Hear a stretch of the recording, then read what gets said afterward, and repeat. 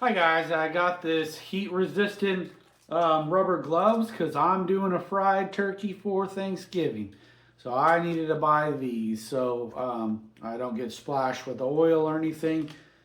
Here's the user manual that it comes with. This is the package that you receive just like this. Let's take them out and let me show you what you're gonna get with them. I saw some other videos where, you know, reaching into the oil or into the grill with them.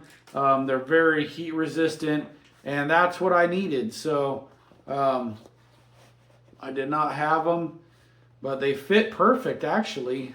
There wasn't like a size option or nothing, but they fit my hands perfect. So now I'm all set for cooking that turkey, and I'm not gonna have to worry about getting burned with my fingers. So if you guys need some gloves like this, go ahead and get them. Thanks.